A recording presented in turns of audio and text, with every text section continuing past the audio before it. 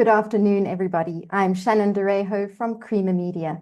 Welcome to our webinar on waste management and the circular economy, where our panel of experts will unpack the business opportunities for improved waste management and circular economy systems. Today's webinar is brought to you by Tetra Pak, the National Cleaner Production Centre South Africa, and EnviroServe. We thank our sponsors for their support in making this webinar possible. Before we get started, please be aware that we've enabled the Q&A function, so please post any questions into the Q&A box. You'll find this on the panel at the bottom of your screen. The panelists will answer as many of your questions as possible throughout the discussion. To encourage interaction, we've also enabled the chat function, so you can network with the panelists via the chat box. You'll also find this on the bottom of your screen. Please do not, however, post any questions in the chat box, as we may miss them. You can post all your questions into the Q&A instead. Please be aware we are recording this webinar and we'll be sending the recording to you when it's available. We're also streaming the webinar live to YouTube and we'll share the link in the chat once it's available. Today's webinar will be facilitated by Chris White, a circular economy specialist with African Circular Economy Network.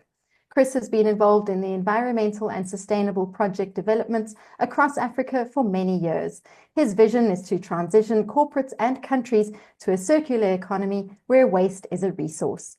Chris will facilitate the discussion with our panel, which includes Lehendo Reuters, Strategy and Innovation Manager at the National Cleaner Production Centre South Africa, Masale Manoko, Sustainability Manager at Tetra Pak Southern Africa, Cherie Scholz, former CEO at Petco, and Anton Neyman, Principal Scientist and Research Group Leader for Sustainability, Economics and Waste at the Council for Scientific and Industrial Research. I'll hand over now to our facilitator, Chris White, to continue with the proceedings. Over to you, Chris. Thank you very much, Shannon, and thank you also to Creamer Media for the opportunity to host and facilitate this astute panel of individuals. So very nice to have you all here. And welcome to the number of people. We've already got, I think, 230 people online. So I'm looking forward to a few more. What I'd like to do to start off with is I'd really like to give each of the panelists a couple of minutes just to give a little bit more of a description as to kind of who they are. But a couple of minutes each, please. And if I could ask each of them to do that. And if we could start with Cherie. Thank you, Chris, and good afternoon, everyone. So it's Cherie Scholz, and I've spent the last 20 years developing PET recycling and more latterly getting involved in liquid board recycling, starting a voluntary producer responsibility organization and then transitioning that into, of course, a regulated one. And I really look forward to the discussion today. Thanks, Chris. Thank you, Cherie. Anton, can you quickly introduce yourself? Yeah, thanks, Chris. Thanks, Sharon. Hi, everyone. Anton Neyman from the CSIR, the Council for Scientific and Industrial Research. So I'm the research group leader for a research group called Sustainability, Economics and Waste. So we have a focus on all things sustainability, essentially, but our main focus is on issues related to circular economy and waste. So maybe a bit different from some of the other panelists in that our focus is obviously more on the research side, not so much on the implementation. But yeah, very excited to be part of this panel and discussion. Thank you, Anton. And Lehendo? Thank you, Chris, and good afternoon to everyone and all the panelists. My name is Lehendo Reuters. I'm from the National Cleaner Production Centre, South Africa, and I'm responsible for our programs on circular economy and industrial spaces. I've been working in the NCPC for just over 15 years. Of course, our mandate is on resource efficient and cleaner production methodologies, and we interface directly with industry. So over the past 15 years, I have worked with a number of different sectors, supporting them to adopt these methodologies that ranges from life cycle management to circular economy initiatives and resource efficiency. And I'm excited to be here. Thank you. Thank you very much, Lee. And to Masale. Thank you, Chris, and good afternoon to everyone. My name is Masale Manoko. I'm the sustainability manager for Tetra Pak in Southern Africa.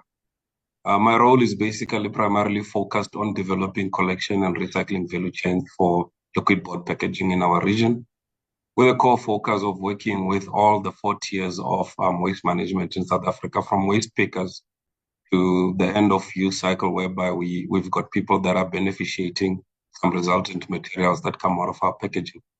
Nice to meet you all. Thanks. Great, thank you very much. So, as I said, quite an esteemed panel, and I've had the privilege of working with many of you for many years, and hopefully many years more. Much appreciated. I've been at it for 35 years, so hopefully not too many more years. But really, what we're focusing on here today is looking at the issues around waste management and the incorporation of circular economy. So I'm hoping we can shed some light on that today for everybody online.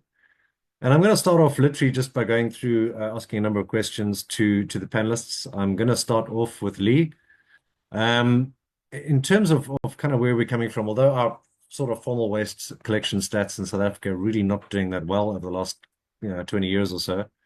Apparently, we're sitting at about 63% formal collection at the moment, which is not fantastic.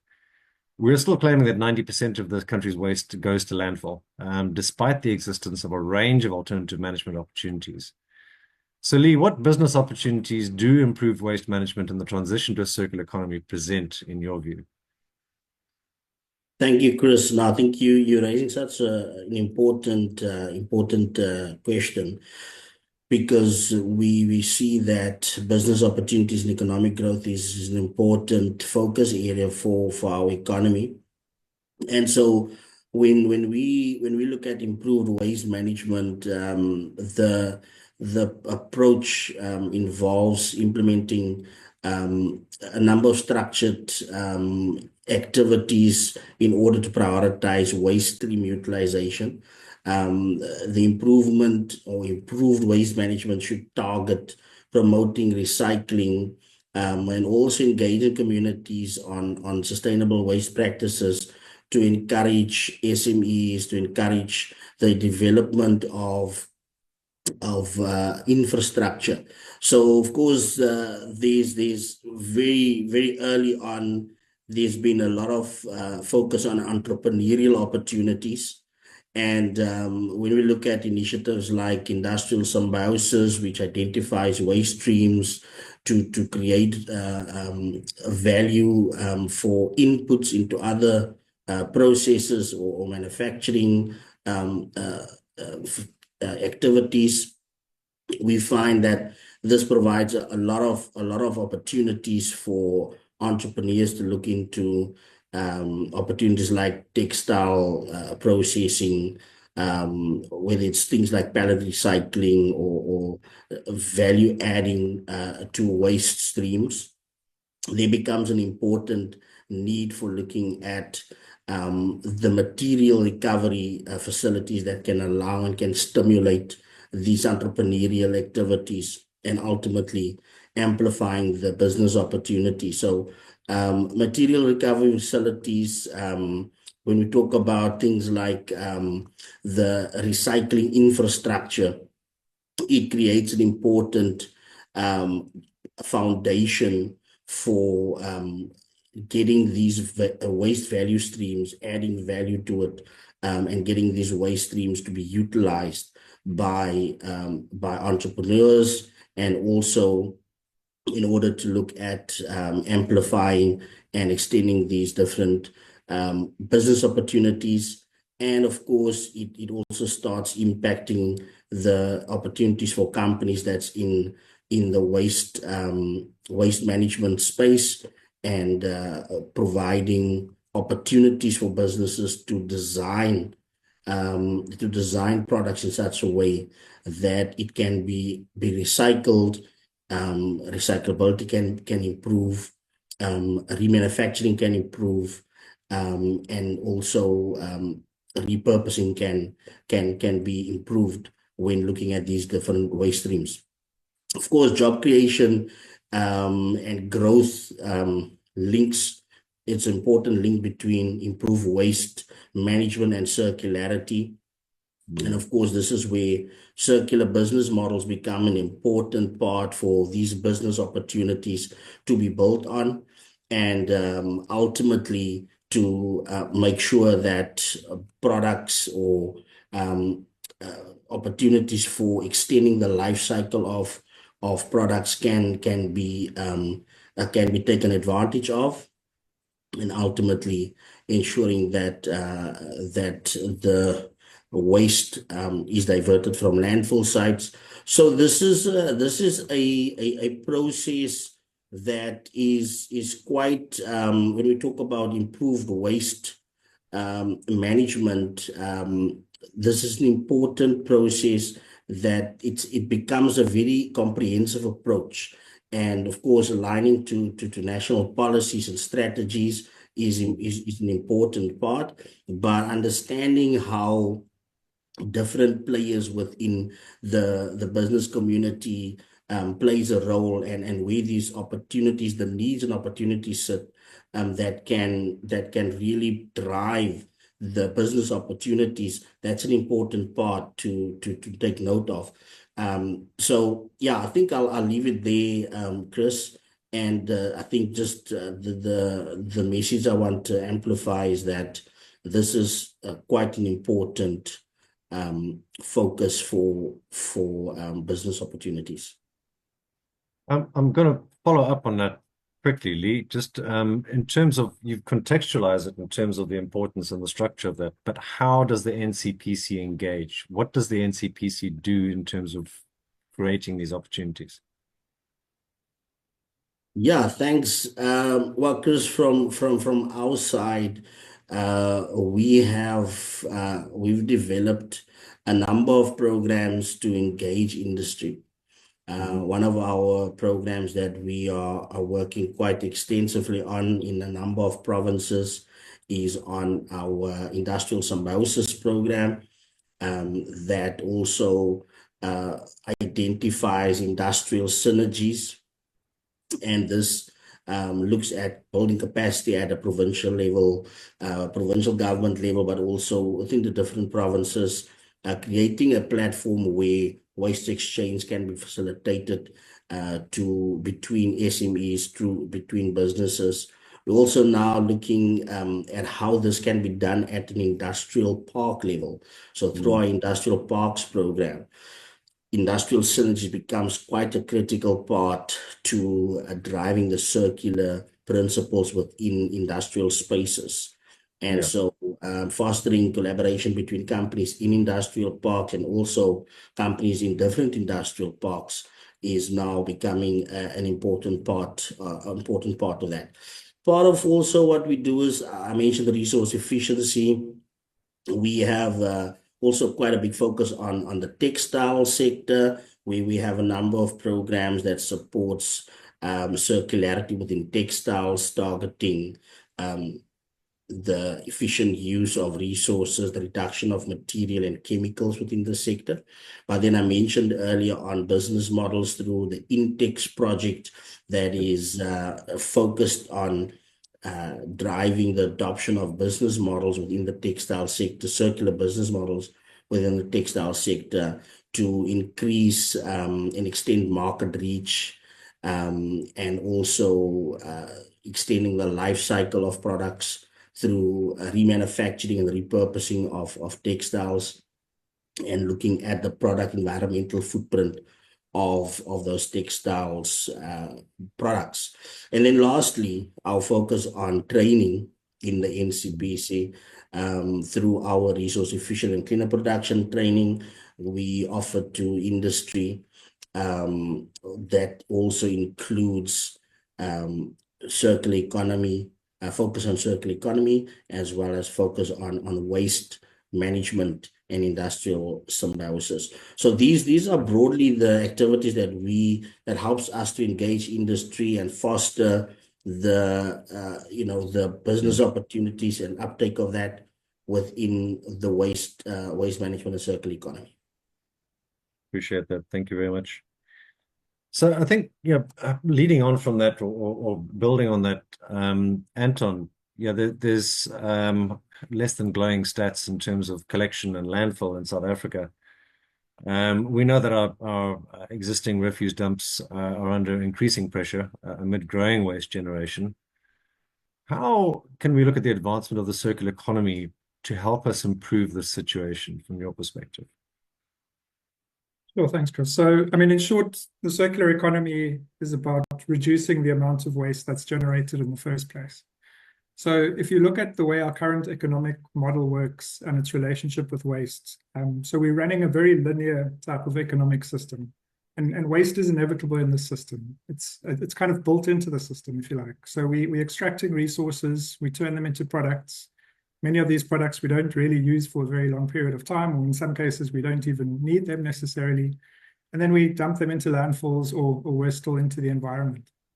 And of course, with population growth and with income growth, increasing volumes of products being put on the market, as I've said, many of which are single use or have a very short lifetime. So it's inevitable that waste management systems just won't be able to deal with the increasing volumes of waste that are being generated. So I think where the circular economy comes in is that, so focusing on managing waste once it's already been generated, it's kind of like trying to put a Band-Aid on the problem. So you're addressing one of the symptoms, which is waste, but you're not really addressing the root cause, which is the linear economic system. So the aim of a circular economy is to shift the focus away from only trying to address waste kind of at the end of pipe, but towards actually rethinking and redesigning our product systems, and in fact, the economic system as a whole, to ensure that less waste is generated in the first place. So in fact, yeah, it's around designing waste out of the system, which is, of course, one of the three principles of the circular economy. The others being to circulate products and materials at their highest value and to regenerate natural systems. As long as possible. Yeah, and each of these principles are driven by design. So in practical terms, the way that this can be implemented is, and I think Lee alluded to this in his responses as well, is to look at the various types of R strategies. So before we get to the stage of recycling, before products even reach their end of life, but actually to focus more on the more upstream types of interventions. So you're rethinking, reducing, and redesigning. Also your midstream interventions, repairing, reusing, repurposing, as opposed to the business as usual, which of course is just focusing on dealing with waste once it's already been generated. And even recycling can only get us so far, especially if we're not really addressing the upstream aspects and ensuring that our products are properly designed for recycling. So many products are not designed to be easily recycled, or they make use of materials that can't be easily separated or recycled, which means that recycling rates are generally quite low. And of course, recycling is also energy intensive, and it simply can't keep up with the volumes of waste that are being generated. So that's why we need to focus more on these upstream aspects. So things like, and again, Lee spoke to this to some extent, rethinking the business model, the way that we're making and using our products, the resources that we're using, reducing and refusing. So reducing the number of products being put on the market, avoiding products that we don't really need. And of course, probably most importantly, designing for circularity. So designing products to be more durable, longer lasting, and repairable, so that we don't have to keep throwing things out and buying new things. Designing products for reuse rather than for single use. Designing products to be easily dismantled, repurposed, refurbished, or as a last resort, recycled. And obviously a component of that as well is eliminating problematic materials and products that can't actually be easily recycled. So by implementing these upstream strategies, the aim is to design waste out of the system and thereby reduce the amount of waste generated, which of course will in turn ease the pressure on our landfills. Thank you. That's a good good summary in terms of how we look at that from what circularity brings to that. Obviously, that's looking at all the different waste streams and the different issues around that. Yeah, but yeah, let's bring it down to one particular waste stream. So let's look at this from a PET perspective. And get Petco's perspective in this line of thought. So, Sherry, what are the biggest challenges facing the PET recycling system in South Africa, and how can we look at industry and government working together to overcome these? I think that the first challenge is really design related. You know, we're collecting around about 64% of post-consumer PET bottles on the market. And of course, if you look at what do PET bottles consist of, you know, it's made of beverage bottles, home and personal care, edible oil bottles and jars like mayonnaise and peanut butter, as well as thermoform trays. But as I say, about 70% is beverage, which These bottles are ideal for recycling if they're really well designed. So if they're clear and light blue bottles, they're best. If they have very easy to remove labels with water-soluble glues, they're fine for recycling and recycled content. Opaque, green and amber bottles are really a challenge. Shrink sleeve labels are the kiss of death. And these are those labels that cover the whole bottle. Yeah. So-called biodegradable PLA bottles are a challenge. And my pet peeve is PVC contamination. And these come in the form of honey bottles and some personal care bottles. Very few of them, but completely detrimental to the PET recycling stream because they're the same density and they are not collected and they're not sorted out, to be rather frank. So we have eco-modulation in our Section 18 legislation, but it's impossible to implement in a totally open, competitive PRO market. In fact, it hasn't even worked in the highly regulated and experienced EU market. So much so there that they are changing their directives on that line. So what could we do about it? I think we could really implement and enforce targets that allow a level playing field for PET and its contaminants like PLA and PVC. So if you can't remove, I mean, I dare ask, is PVC packaging needed at all? It's a fantastic product for hospitals and healthcare, but is it needed in the packaging sector? And if it's in packaging, it should at least have the same target and enforcement that PET has so that the playing fields are level. I think make product identification compulsory and not voluntary. And anything that is PET plus something else, like PETG, which is PET glycol, it is not PET. It must be marked with a number 7 and a descriptor on what that additional product is. So if it's glycol or anything else. I think quality in collection is as important as quantity. So what would be really helpful would be to clarify roles and responsibilities with regard to municipal waste infrastructure and curbside collection. Who is responsible for doing what, by when? Enforce recycled content targets, enforce them, and introduce them for other plastics. Keep the playing fields level so that you don't have big discrepancies in targets and unintended consequences of moving to products that are not recyclable or can't have recycled content. The other day, I happened to be in a retailer and I saw some bottles with opaque bottles with big shrink sleeves. So of course, I darted over to them to go and pick them up so that I knew who to contact, much to my surprise, to find their PP bottles. Now, of course, in a circular economy, there is no recycled content for PP. So one wonders what the thinking behind that was. And if they really have to be opaque, they were actually nut milks, alternative milks.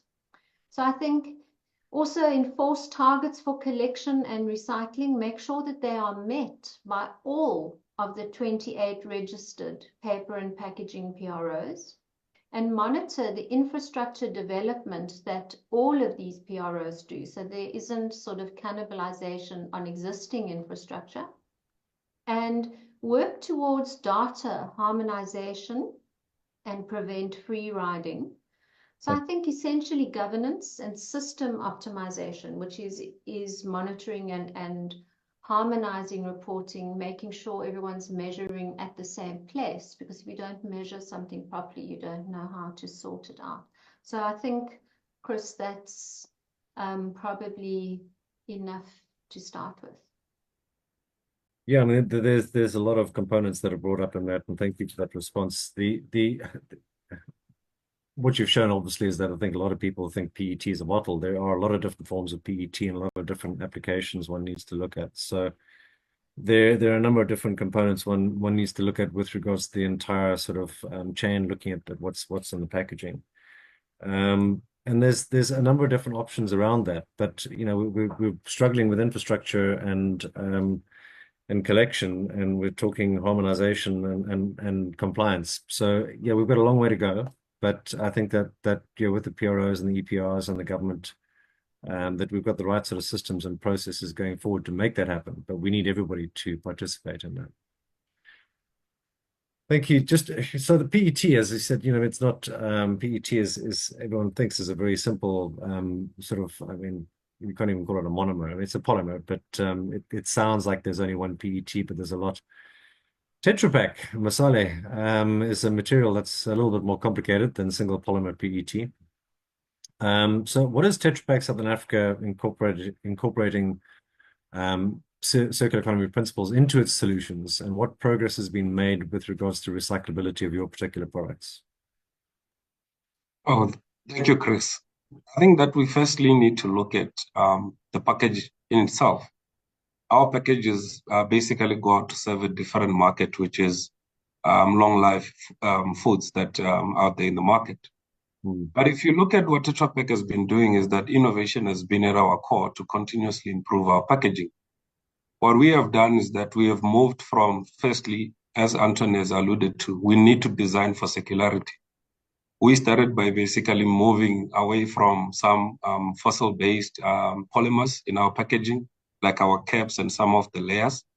And just for interest's sake, our packaging is 75% paper, 25% polyethylene, and 5% aluminium.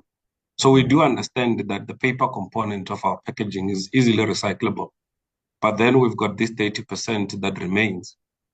And what we have done is that we started with the design, whereby we started replacing some fossil-based polymers with bio-based polymers that are made from sugarcane. And we didn't just stop there. We understand that aluminium is not a renewable resource, and Tetra Pak has worked quite extensively in our research and innovation departments to ensure that we replace the aluminium barrier in our packages with a fiber-based barrier. And as we speak right now, there are markets like Portugal that are currently trialing these packages with this fiber-based barrier.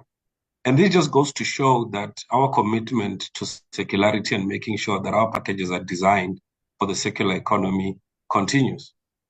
But it just doesn't stop there as well, as that if you look at our packages and the way they're structured, in the Southern Africa market, we needed to ensure that we do have capacity to process them in their current form. And Tetra Pak has invested more than 54 million into this market, whereby we've developed capacity to recycle not only the paper component, but we've gone on further to process the polyethylene and aluminium components to form pellets, which can be used as a raw material in the plastic industry. After that, we even went further and partnered with some partners in the plastic recycling industry to manufacture products such as pellets, such as boards, such as layer boards, and some other products like bread crates. So we are not only stopping at funding these projects, we're working actively with all these partners to ensure that we develop circularity for our packages from start to finish. I think for now, I'll just leave it there as a start. Thank you. Yeah, I mean, obviously, this is the whole thing about circularity is, again, looking at designing for recyclability, and the fiber side. A fiber-based barrier, I think, is a great idea, because the polyally has always been, or the final mix after the fiber with the polymer and the aluminium has always been a bit of a problem. I know that there are some solutions for it, but it's more sort of a downcycling than a recycling. So it's good to see that is moving into the right direction. So we talk about the fact that we're talking about the circular economy here, we're talking about waste management, but we really want to try and get it across also to the attendees online that circular economy is not just another buzzword for recycling. And the principles that Anton alluded to earlier can be applied to just about any sector. And there's a lot of work around that in terms of many of the different organizations in South Africa. Circular South Africa, which is driven by ASIN, incorporates a lot of the players and role players in this market to look at those key issues. But in your view, Anton, why should the circular economy extend beyond the waste sector, and particularly with global resource demand, climate mitigation, and other issues that are on the rise? Where else can we take circular economy? Sure. So, I mean, I think it's important to actually that we do stop equating the circular economy with waste or with recycling, because I think, it's about much more than that. So I think it's about rethinking and redesigning, our whole economic system, moving away from this very materials and energy intensive linear economy that's contributed, not only to waste, but also resource scarcity, biodiversity loss, pollution, and climate change. And of course, it cuts across all economic sectors. So it's definitely not just a waste issue.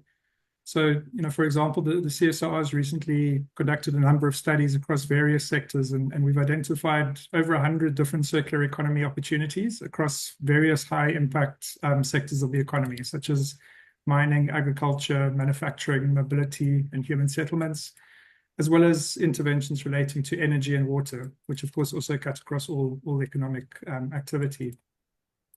So the circular economy provides significant opportunities for achieving our commitments relating both to climate change and sustainable development.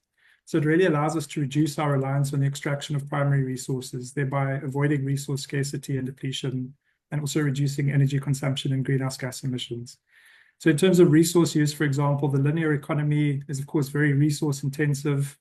We're using valuable resources only once, then throwing them away and continually extracting new resources, which of course seems like, quite a senseless way of doing things. Whereas the circular economy is about retaining the value of resources, keeping them circulating productively within the economy, rather than just dumping them into landfills and then extracting more resources.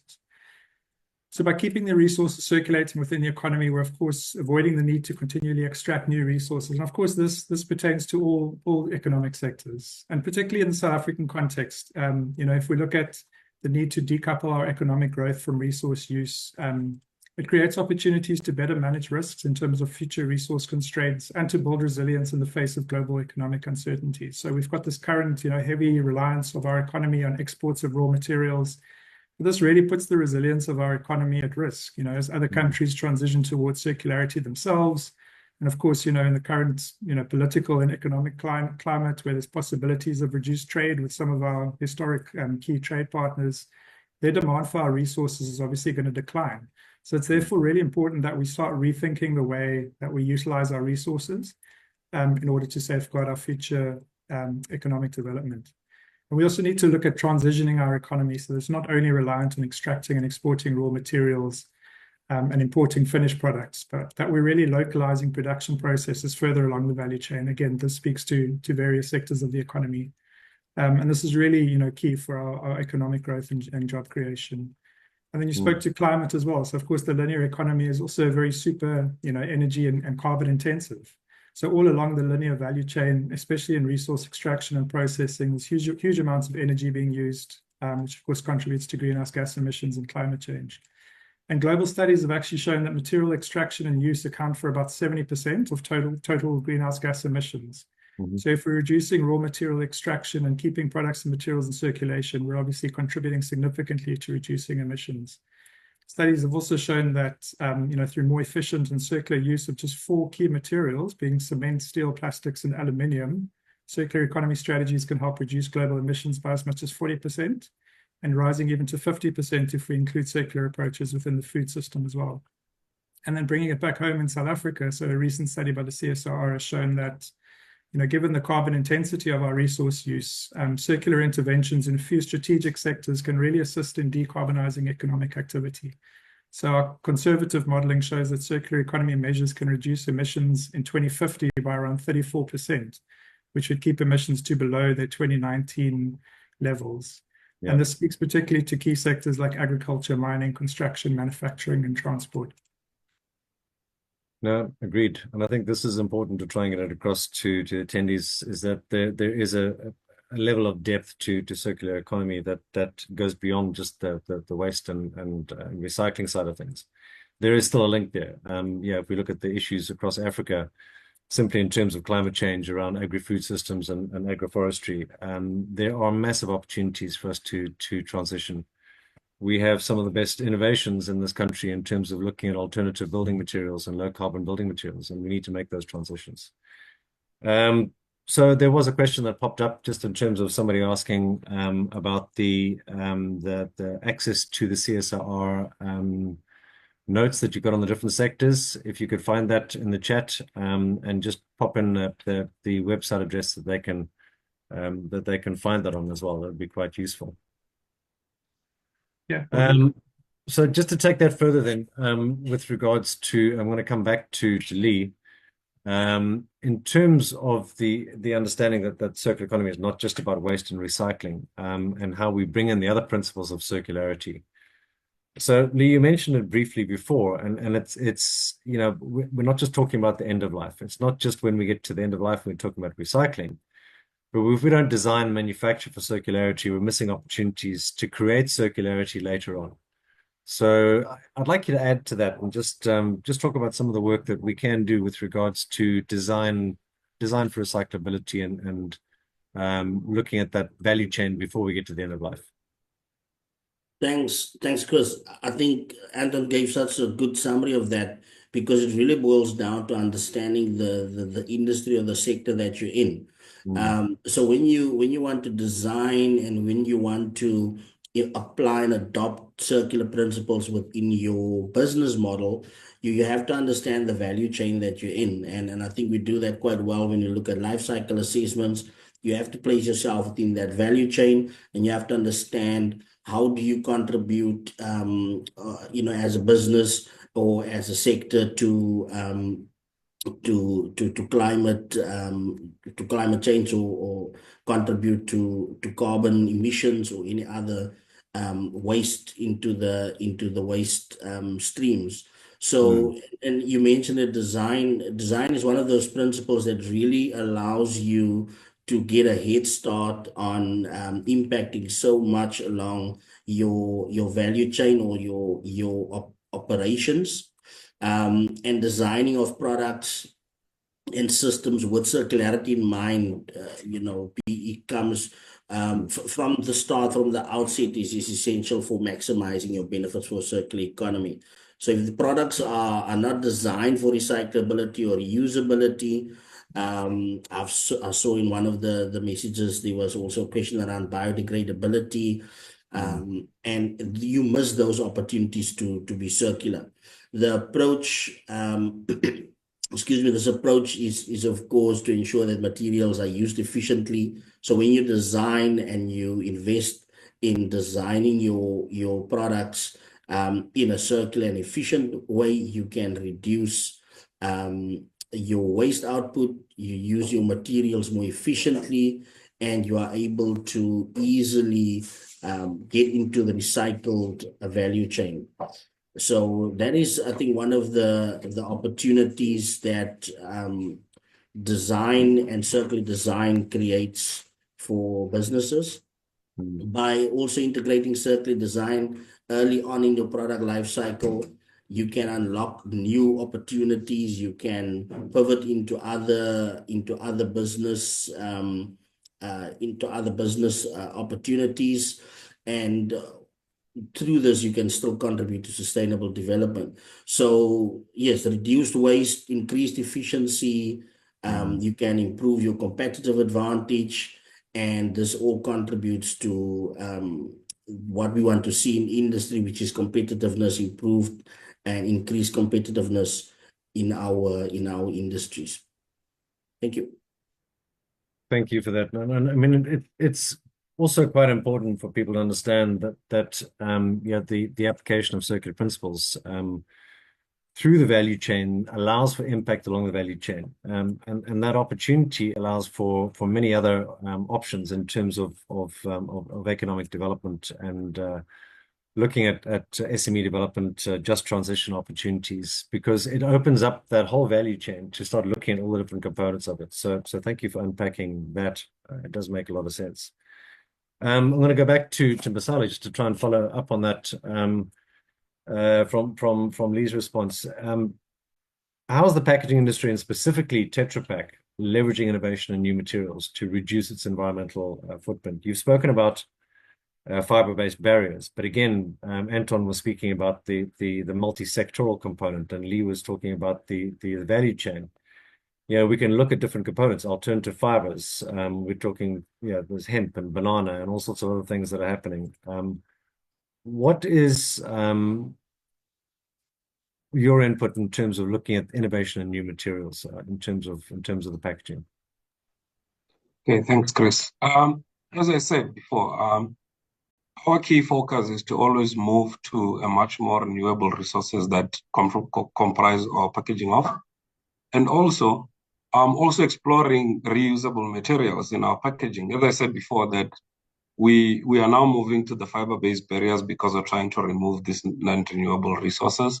But also, if you look at Europe, we're also now exploring using some recycled polymers in some of our packages.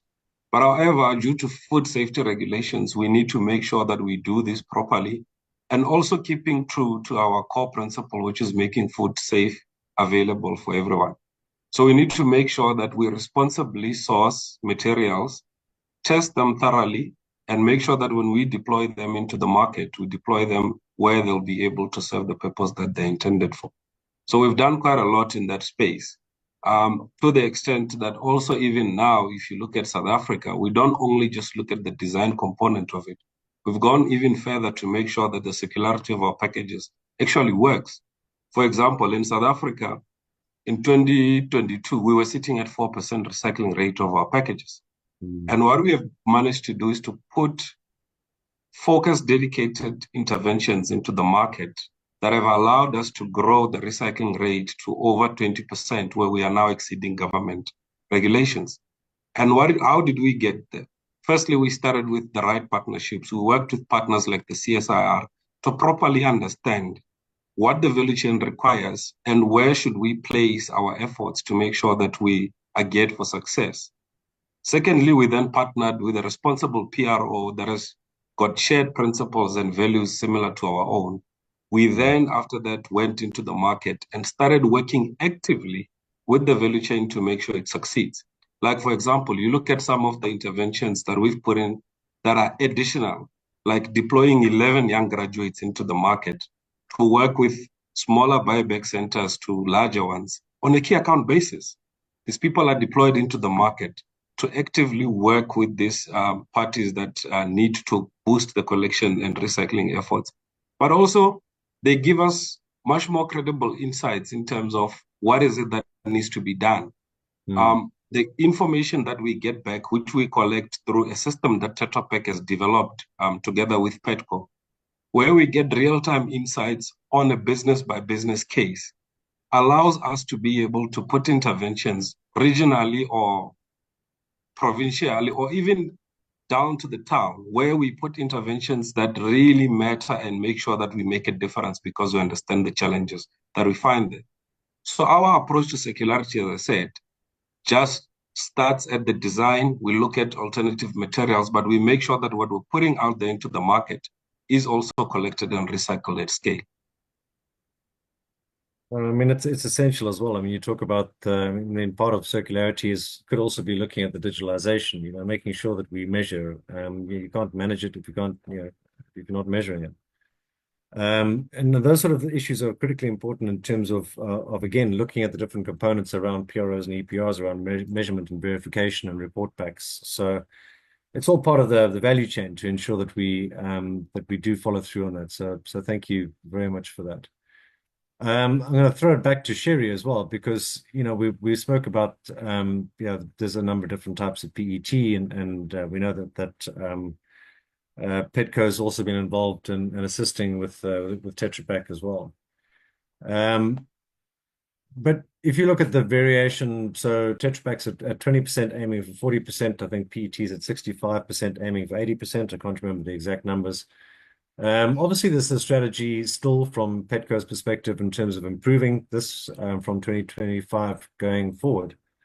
But then I'd also like to just unpack some of the key issues around that non-bottle PET. You know, looking at the thermoforms and the other different challenge waste streams and non-recyclable plastic waste streams. What are we doing from that perspective, Sherry? Well, in terms of if we focus on PET to start with, and we look at thermoforms, you know, we have closed loop recycling, we have open loop recycling, or downcycling, as some people call it. Now, what's really interesting is that when we started Petco 20 years ago, on a voluntary basis, we started with what we call a bottle to fiber market, because PET is part of the polyester chain. So if you look at the consumption of PET globally, by far the biggest amount goes into the textile sector as polyester, which we all wear every day, and in some form or another in all of our clothes, things that have got stretch, etc. A much smaller component actually goes into rigid packaging, which is what we call PET. So we started off, because you can't collect a product if you can't reprocess it into something else, and it needs to have a certain value, or you can't fund that chain. So the principle at Petco is to build sustainable value chains. So what we did was we started, because there was no PET being collected in the country at all. In fact, in the 5 years before Petco was incorporated, in over 5 years, I think about 4,500 tons was collected. There simply wasn't consistent demand. So what we did was we found an end-use market, which was a fiber plant, interestingly enough, situated outside South Africa.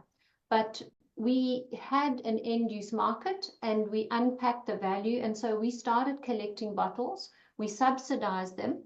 We paid a contribution towards every kilogram collected, which suddenly meant those bottles had a value they didn't have before. And we utilized the informal sector. Because in South Africa, as we all know, we have an unemployment challenge, and it made no sense to go for a high-tech kind of solution when actually it makes more sense to provide opportunities for people. So we started off with a bottle-to-fiber model, more cost-effective and also based on informal collection, landfill collection, more forgiving because of the quality. But way back in 2004, we drafted a 15-year business plan, and we knew that by 2015, we were aiming for 50%. And I'm talking about post-consumer bottles. We've never measured pre-consumer or commercial industrial. We also knew what the size of the fiber market in South Africa was. So we knew that after forecasting X growth and X tons, we knew that we would then need to move to a far more expensive option, which would be closing the loop. So in 2011, we closed the loop, and we were by then fulfilling the polyester staple fiber needs of the country. We don't import any polyester staple fiber into South Africa today. Okay, so all the pillows, duvets, carpets that are made from polyester are actually from recycled bottles.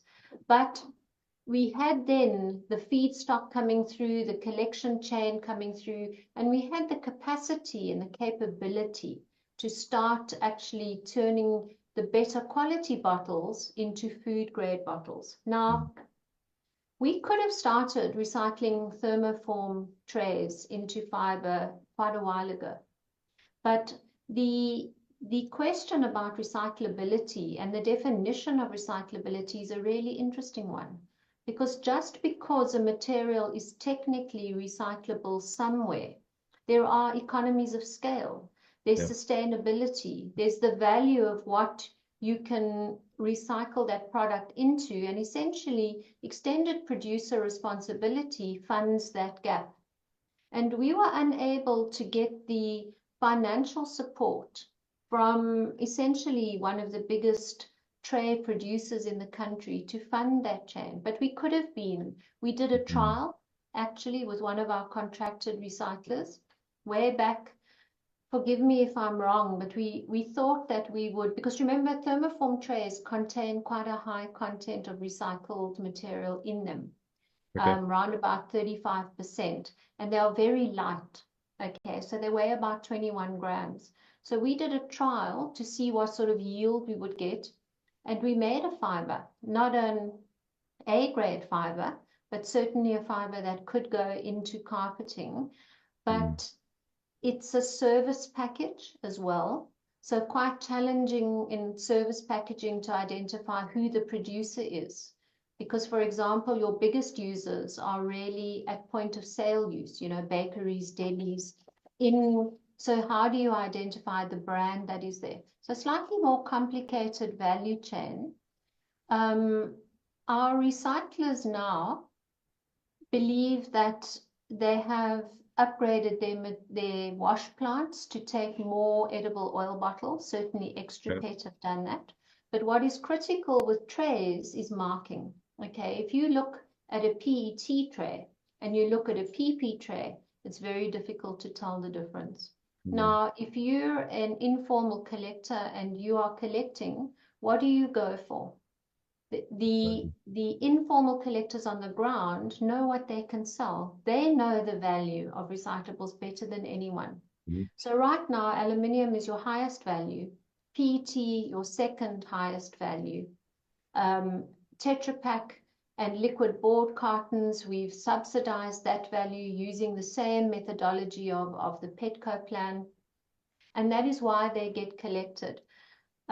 So you've got to keep that balance. You've got, in order to keep that sustainable supply chain at any one stage, you've got to balance your end use demand, critical. You've got to have the capacity and capability. And then, of course, you've got to have the feedstock coming through. So I don't want to carry on. I could tell you more about, mayonnaise and peanut butter, but we can come back to that. I don't want to monopolize the conversation. Yeah, I think it's just understanding also, I mean, so the key thing that you said there is that one has to have an end-use market in terms of creating a value. And I think that's also where we need to understand sometimes that's not always possible, and that's also why EPR and PROs are there to push that, because ultimately we don't want to perpetuate a cherry-picking society where we're only looking at the high-value waste. So there's still a lot of products that are in that polymer chain which need to be looked at, and there are systems which, as you say, are not always considered to be recycling, downcycling or upcycling or closed loop, but there are options, and I think that that's also where products can be manufactured from those. But we also need to look at making sure that the market is accepting those. So there needs to be some level of procurement preference or certification that allows us to develop markets for some of these other products as well. And I think that's very much lacking in South Africa at the moment. I think even if we look at the housing market, talking about different products that can be converted into industrial grade products for housing components, as an example, trying to get through the certification and compliance and legislation is also just a huge blockage from that perspective. I agree with you, Chris, and I think open loop recycling is a far better alternative to waste to energy. I think at least then you have material substitution, and you can also have a plan to actually develop materials further. But very exciting things are happening around the world. The Packaging and Packaging Waste Directive coming in Europe by 2029 is going to create a lot of changes. And I think that there's certainly been an uptick in research. C-Flex, for example, for flexible multi-layer packaging, which is light. So we're in quite exciting times. And I think if we have a clear circular economy action plan, and if we can also look at incentives, to help people and producers make those changes, I think that's going to help as well, so that it's not always a stick, but sometimes a carrot, a balance. Agreed. Yeah, I think we are in some exciting times. It's a bit harrowing trying to keep up at times. I mean, the things are changing so quickly. So it's really good to kind of see how we manage to stay up to speed with that. But it's important in terms of looking at all these different things into context, and that brings in probably the next question for Anton. I think is that we know there's a lot of organizations driving circularity in South Africa. Circular South Africa is one platform that's been created that allows those to plug and play along those different components and understand how we work together.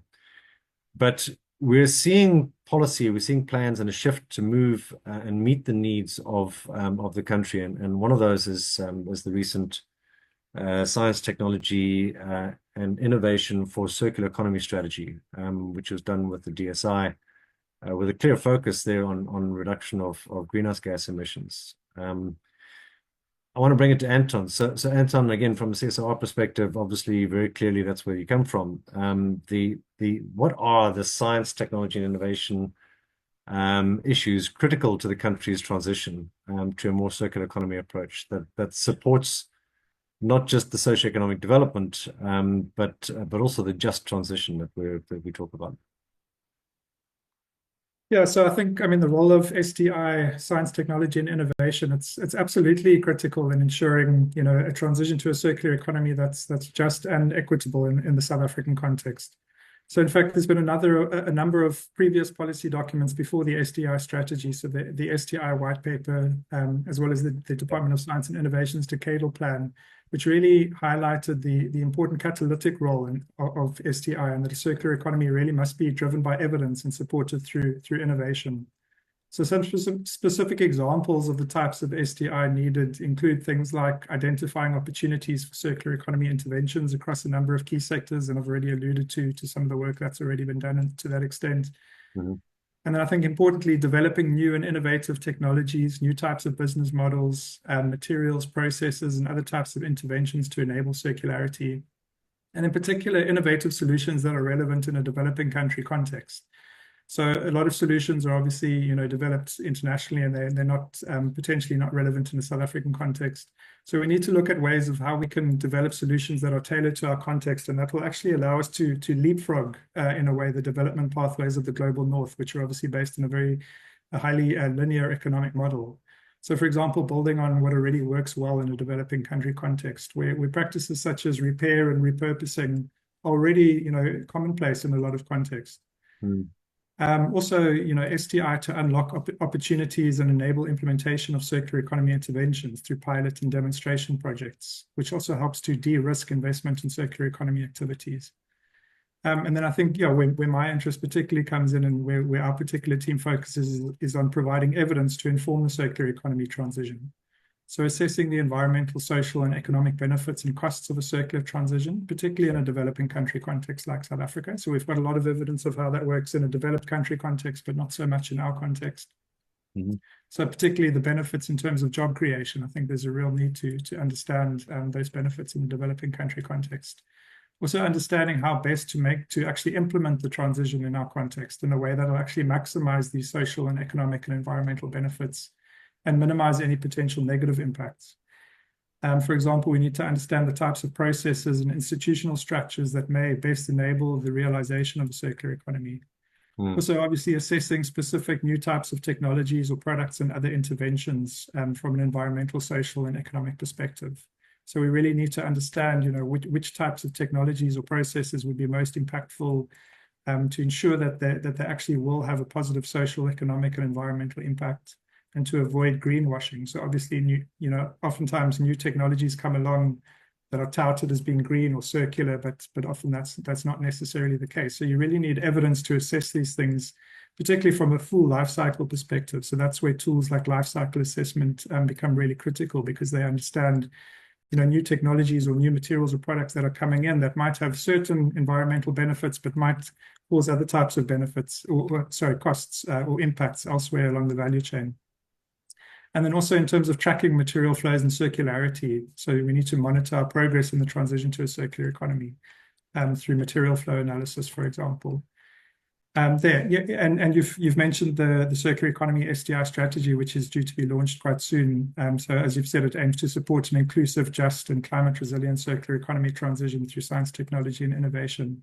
So the strategy highlights that a circular economy transition needs evidence and demonstration to showcase the benefits of a circular economy, and also the types of institutional structures, governance processes, and social cultural interventions that are needed to really drive the paradigm shift that's required. Well, I mean, it makes sense, and I think this is one of the critical issues: is you know, evidence-based approaches. I mean, we know that from international investigations that the world is only sitting at about 7.2% circular, which is pretty dismal in terms of where we need to get to.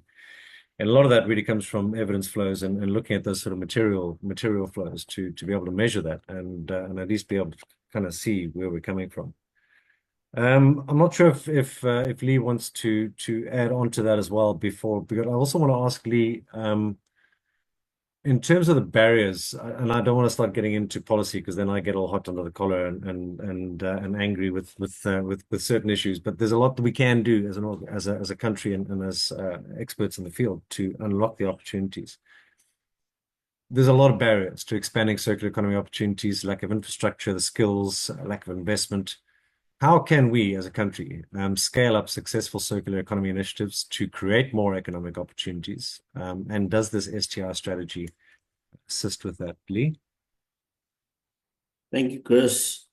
Well, yeah, I think, if you just look at the chat, you'll pick up a lot of those challenges that is clearly evident, and that a lot of SMEs do experience and businesses do experience. Scaling up is always a challenge, and I think a lot of people would almost say that, how do you scale up something that doesn't work properly yet? Let's get to the point of making it work.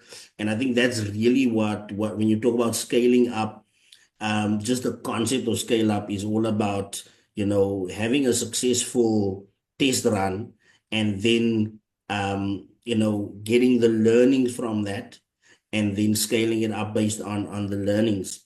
So I think there's a lot of areas that's not working. So there's barriers, like you say, barriers to entry for this economy or this space that we're in. But there's also a number of different areas that does not really connect well. And I think that is an important starting point for a scaling up approach, is to ensure that we understand where are the resource intensive sectors, how that has changed. A lot of sectors in industry have changed past COVID or post-COVID, and over the past 2 years or 3 years that we've seen a real contraction in our economy.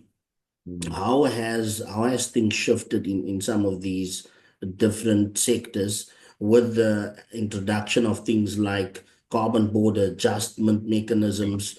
There's also a lot of activity, and there's a lot of almost desperation to make sure that we start moving and shifting within the context of decarbonization and circularity. So starting off, understanding where are the critical touch points for us to look into and really have a real understanding of the data and the cost benefit analysis around these opportunities that we've highlighted today, integrating them into the broader economic strategy that we have for growing our economy. Of course, innovation and evidence-based policies is critical for driving that scale up. I think Anton mentioned focus on certain sectors, where circular practices can be significant in terms of reducing and improving resource efficiency. But I think mostly we have to look at that policy support. How do we incorporate and how do we create a coherence? Because there's not a lack of policy and governance when it comes to circularity, but is how do we create that coherent national understanding of the different bits of policies, and that sits across departments that can be drawn on, and there's of course a number of research that's been done in all of those different policy pieces and legislation. So supporting that through creating coherence and encouraging further research development innovation in circular technologies, because I think certainly there is a lot of I think Anton used the word of leapfrogging. When we look at that, we need to really tap into technology. We need to tap in to how do we adopt 4IR principles, and even if it's getting AI technology that can help us to understand how do we take this further, how do we get the data that can help us to understand some of the trends that is changing quite rapidly. So I think that all creates an important sort of environment, in an encouraging and an enabling environment to scale up. And I think there's a lot of opportunities. There's a lot of, we've highlighted that throughout the session today. Even within the text messages or the questions, there's a lot of opportunities that's highlighted. So really scaling that up will depend on how do we create that coherent environment for it to take place. Thank you. Well, thank you. I think that's probably a good point to try and start looking at some of the Q&A. I think that we're seeing some 40 or 50 people have dropped off already, because I think not everybody can manage 90 minutes. The reality is that I think we're dealing with the past, and half of that is that we keep calling it waste. We need to go back and redefine that. It needs to become resource management, not waste management. Yeah, for as long as we keep calling it waste, it's going to be a problem. And until we start to look at the opportunities to identify the value for that, it becomes an issue, and we're constantly going to be catching up the whole time. There is a lot of perception in terms of the fact that recycling is not the silver bullet. We know that. But again, it comes down to what Sherry said in terms of creating those value chains. Where do we look at that and the opportunities in terms of what's the end value, but also look at the value chain value and the supply chain values, and address all those different components as well. But also understanding that when we start to look at different products and different developments from an STI perspective, Anton, that we're addressing that also with a perspective of understanding where are those blockages in terms of moving forward with regards to procurement, material specifications, supply chain management, addressing and understanding just simple knowledge and appreciation of different products. We for example, we still build with cement and concrete, but we have the most amazing opportunities in terms of alternative materials, which are equally as good from an engineering perspective in this country that we are avoiding, and yet that could have a massive impact with regards to, as Anton said, the reduction of our greenhouse gas emission. From that perspective, there's a lot of different ways that we can try and pull all these different bits and pieces together. So I've got a number of different questions. The one I was going to go to now, which is about the policy and regulatory gaps, I'm going to avoid that because I'm going to get hot under the collar, and really start to try and look more at going back to what the questions are on here. And I'm not sure which have been answered or not. I'm going to go to the Q&A. I think we've got 20 open and 17 answered. So great. You guys have been busy with answering the questions. That's really good. Are there any in specifically that you guys want to pick up on that have been particularly pertinent that you want to raise, or can I just pick one or two?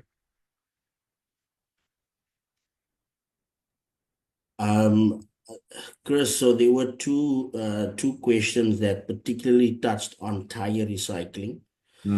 That was, I think, more around what's the status, what's the plans around that, and accommodating that. Yeah. All right. So I think there's a lot of information that I mean, unfortunately, there's not really that available online. But hopefully that through the Waste Bureau and through the Tire Initiative, we can get a little bit more information out there. There are a couple of things in place with regards to tenders that have gone out for depots and recycling facilities. So it is picking up again in traction, and hopefully we can look at getting things coming out of there. Yeah, I think what Flick Blakeway from Mngeni, she's saying there that again it's behavior change. We need to change the mentality. And how do we look at that consumer shift, and how do we get governments to provide the incentives and mandates to make these things happen? It's a difficult question, Flick. That the reality is that there is already a mandate with regards to through the Municipal Structures Act and through other components that municipalities are required to push source separation, try and look at avoiding landfill. There's a lot of different components there, but we do need to look at driving the policies that are there. We don't need to recreate new ones. We need to look at implementing what's there. Even if we go right back to the Polokwane Declaration, which was one of the first ones, I think it was either 2008, and by 2012 we had to achieve X, and we did nothing. So any inputs from the panelists in terms of how how we force these, well, not force, but encourage these the policies that are around to really start to get government to drive this, as well as the private sector. I'm happy to give a contribution. I think my experience over the last few years of going from voluntary to mandatory is a little bit of a lack of accountability and a lack of clarity in roles and responsibilities. Often producer responsibility organizations are not understood as not-for-profit entities who've got a job of work to do at the best cost to society, because of course the work that we do impacts on the price of goods and services. I think in terms of separation at source, what is the role of municipalities? We have some municipalities who think that the PROs are going to do everything. We have other municipalities who say, no, they still own the waste. So you think that you can try a pilot or roll out something in one area and take it to another, but it's completely different. So I think, first of all, rolling out extended producer responsibility is a marathon. It's not a sprint. It's not a one size fits all. So we have to build towards that. And our waste streams are found in municipal solid waste. So we need to work together. And if we can have clarity of messaging, if we can have clarity of certain standards for consumers, because they play a very key role. Very often they are the last people who handle something, whether it's packaging, whether it's a tire, whether it's electronic waste. They have the wherewithal to throw it into the environment, put it into a clear bag at the top of their wheelie bin for an informal collector to make life easy for people, to take it to a drop-off facility. If we had consistent anti-littering messages, because we're often told that if you throw things away, it may create a job for someone to pick it up, and that's just simply not true. That's wasted resources. We can use that money in municipalities far more effectively by developing sorting centers, suburban sorting centers for the informal sector to have places to sort the material they recover, to get that additional value, to understand if we roll out curbside collection, what do we tell consumers? Which do we start with? Because, and here I differ a little bit with Chris, because some waste just doesn't have value, not yet. And I think there are going to be a couple of items of waste that, put it this way, over 20 years, I haven't found a value. So, how do we do that? Because if we look at the system now and we look at the leakage, what actually gets into that leakage? So those would be some of the suggestions that I would make. And I think as well, if I look at what they call the HoReCa sector, which is the hotel, restaurant, catering sector, the out-of-home sector, we have an enormous population who are forced to travel large distances to get to work every day. And when I look at the products that we largely deal with, and of course I'm talking in the paper and packaging sector again, those hotels, restaurants, catering, events, stadiums, transport hubs are places where people are traveling, commuting, using these packages. So I think there are some strategies that we could develop and look at how we could implement them for collection ahead of others. So some thoughts for consideration. Absolutely.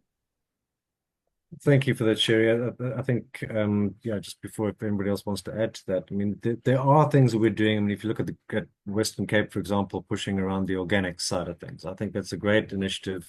Put the pressure on there, look at the alternatives, and then we can try and bring that and develop that, and extend that across the country. But there's always that issue that waste doesn't have any value, and it's always been unfortunately the excuse, particularly around the European process of incineration, is that, well, there's no use for it, but we can burn it. It's got value in burning it.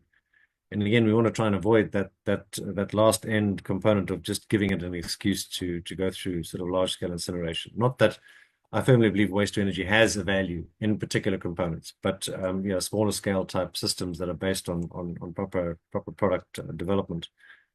But if you look at, and again, it comes back to what Anton was saying, if you look at things like nappies, I mean, for years, people used to call me the recycling guy, and I'd say, you can recycle everything except the nappy. And then DFFE appointed me and said, we want you to investigate nappies. And we found 13 technologies that recycle nappies, which is great. None of them work economically in this country. So there's the problem. And there's no separation. And a nappy is still considered general waste. So it ends up in the black bag anyway, if it's not ending up in the environment. But now you're seeing the drive, and you're starting to see the pressure on the PROs and the EPR issues, where we're now starting to look at opportunities and saying, well, when you look at the constituents of that, let's go back to the design. Let's look at a biodegradable plastic. Let's look at a super absorbent polymer that's not bad for the environment. Let's look at a fiber that is useful in terms of recycling. And you start to change that value set in terms of looking at all those different components. So yes, you're right. Right now, there's a lot of stuff that's not recyclable. Anybody who wants to go to a landfill site and see some of the stuff that's coming in there, be my guest, see what you can do with it. We've got a long way to go.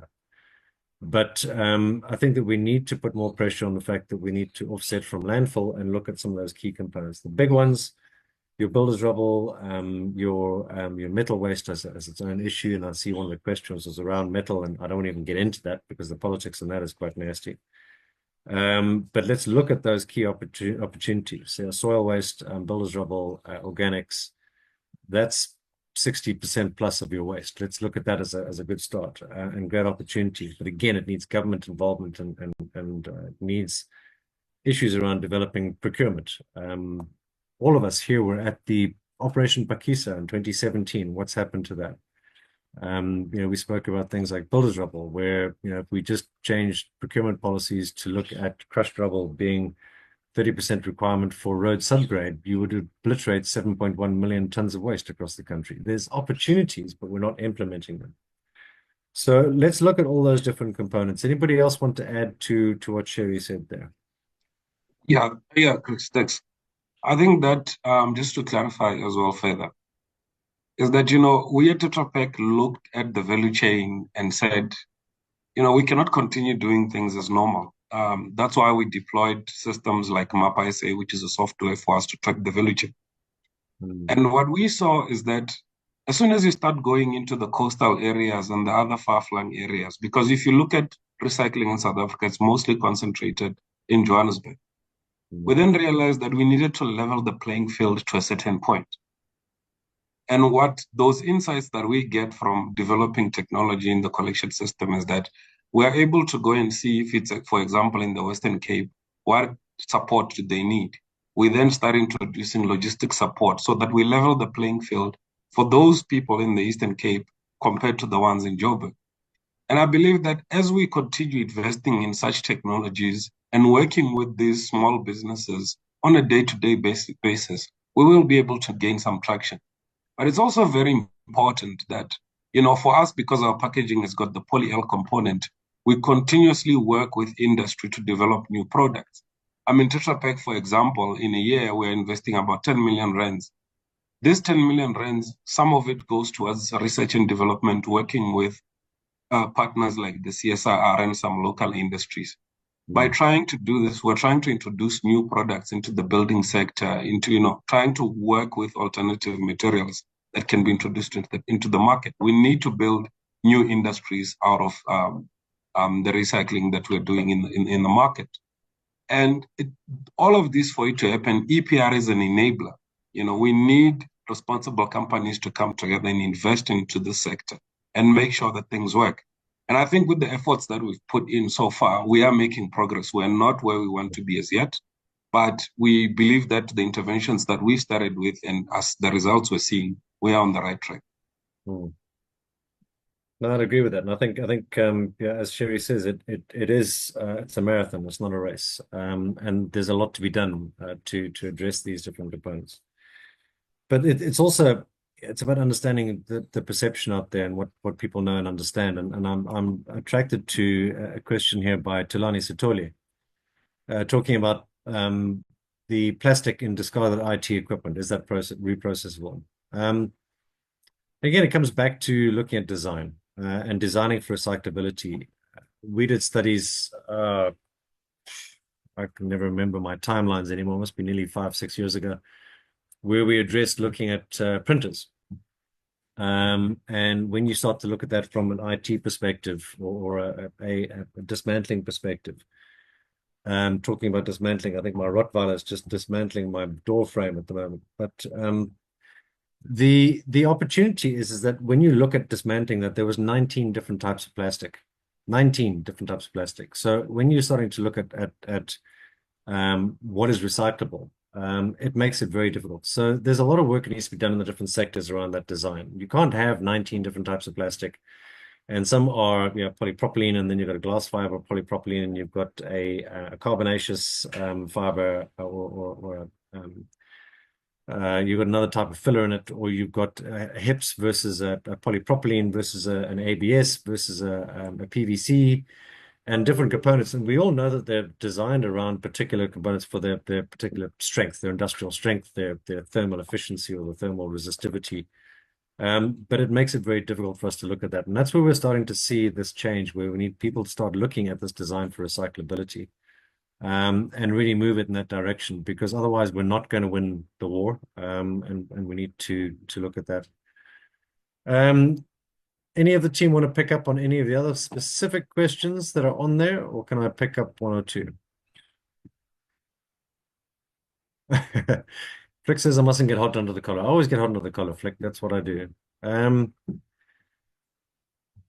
Does Tetra Pak work with spaza shop distribution? If Masala, if you could just talk about some of the work that you're doing in terms of getting down to the market. Thanks, Chris. Look, for us, Tetra Pak, we're a producer of the packaging material, and not necessarily the brand owner that distributes this material, this packaging to different retailers or other areas. So unfortunately, no, we do not work with spaza shops. Who we work with is the buyback centers and communities in terms of developing collections and trying to boost the amount of cartons we get back into the system. Yeah, that's the thing, is that one's got to look at it realistically, that we can't be everywhere for everyone all the time. And I think that's the reality of one of the issues we're faced with. There's a question by Gavin Singh as well about looking at converting products into fuel. Been there, done that. There's a lot of these different things out there. But approach the likes of the CSR, and there's a circular economy demonstration facility as well, which is something that one can look at. Reach out. There are different ways that one can look at that. The Technology Innovation Agency and DSI, they all do different work into those different components. Thank you, Anton. I see you putting an answer in there. And really then just looking at trying to finalize the different components. We're sitting with 8 minutes left. What I'd prefer to do, I think, is give each of you an opportunity at privatizing municipal waste dumps. Thanks, John. That would be a great idea, but that's again politically hot potato. Is maybe just a closing statements from each of you. I think we all know that and we all believe in this room, I think that circularity is provides the sort of systemic opportunity to change and to move forward. And I think we've got a long way to go. We all recognize that, but we're all on that journey.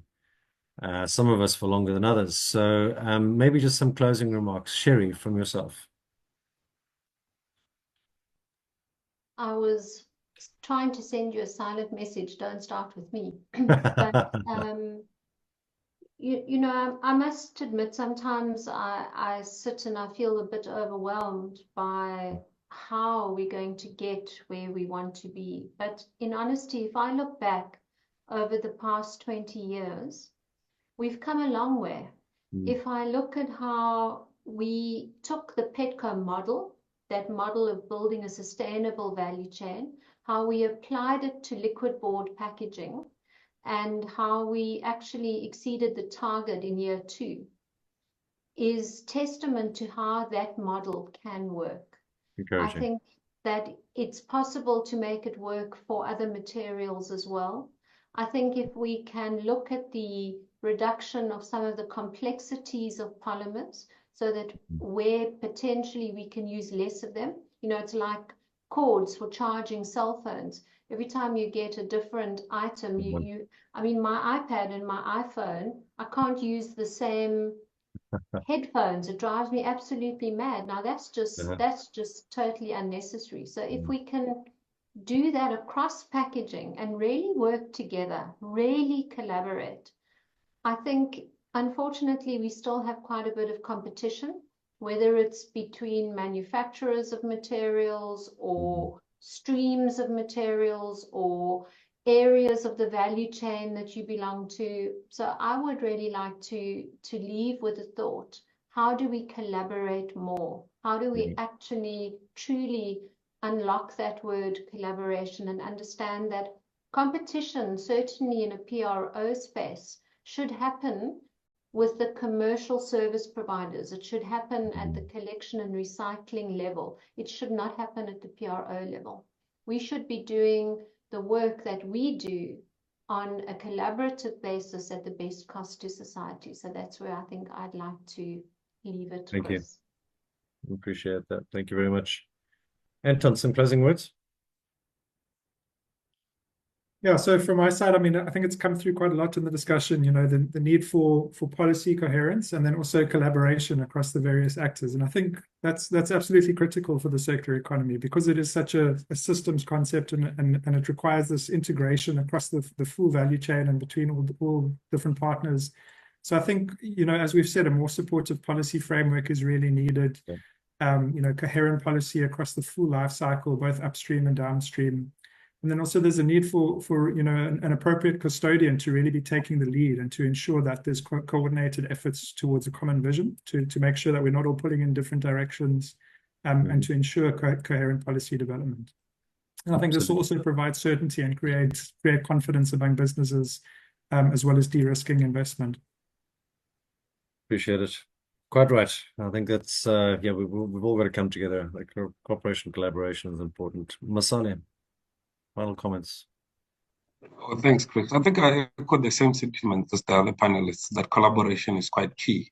But also what we need is that we need proper partnerships between private and public as well to advance the circular economy.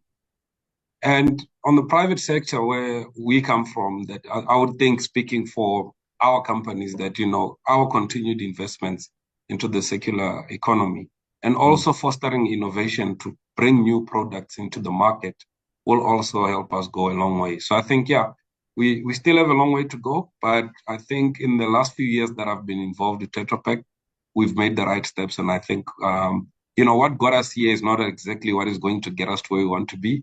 But as we continuously innovate and come up with new ideas, we should make good progress in the coming future. Thank you. It's been quite insightful. Good. Thank you. Lee, some last words. Thank you, Chris. Well, I think today's discussion is just testament to how much is already being achieved and done in our country, and a lot for us to build on. My final comments is just on one of the questions that came up that particularly touch on the importance of business to comply with the development of circular economy, roadmaps and practices and policies. And of course, how that also, that tension that really comes up when we look at profit making versus the impact on the environment. So again, from our side, interacting and engaging, interfacing with industry, this is something that we deal with and that we are involved on a daily basis. Our engagement with for instance, certain innovation, which is hosted in the CSIR and leadership of Prof. Linda Godfrey. From our side, we are now hosting the Circular Manufacturing Initiative that exactly looks at how do we bring industry and academia and RDI practices and focuses closer to each other to look at issues of supporting industry to adopt technology and solutions around circularity, circular business models based on evidence and research-based solutions in the areas of advanced manufacturing, circular design, remanufacturing. So we're looking forward to taking this to industry in a much more structured way, relying on research and innovation, linking with academia. And we'll be hosting a webinar in the near future to actually initiate this discussion. So I think today was really a really good opportunity to highlight the opportunities and the challenges that we have going forward. Thank you. Thank you. Thank you very much. We are out of time, so a quick thank you from myself to the panelists. Always great chatting to you. I think it's always encouraging that there are some good things happening. We have a long way to go. We know that we're on a journey, but I'd like to hand over quickly to Shannon just to say thank you and the goodbyes. Thanks so much, Chris.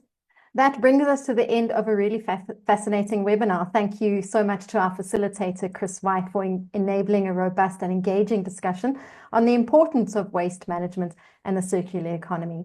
Thank you also to our panelists, Lee Hendel Reiters from the National Cleaner Production Centre, South Africa, Masale Manoko from Tetra Pak, Southern Africa, Cherie Skoltz from Petco, and Anton Neyman from the CSIR. A big thank you to our sponsors, Tetra Pak, the National Cleaner Production Centre South Africa, and EnviroServe for their support in making this webinar possible. And finally, thank you to the attendees for taking the time to join us for this discussion.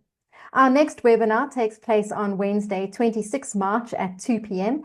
and focuses on water and how to fix fragile infrastructure to build a water-secure future for all businesses and communities. The link to register for that webinar will be shared soon. The recording of today's webinar will be sent to you in due course. And if you have any additional questions, please be in touch. You can reach us at shannon@creamermedia.co.za. Thank you so much for your time and goodbye.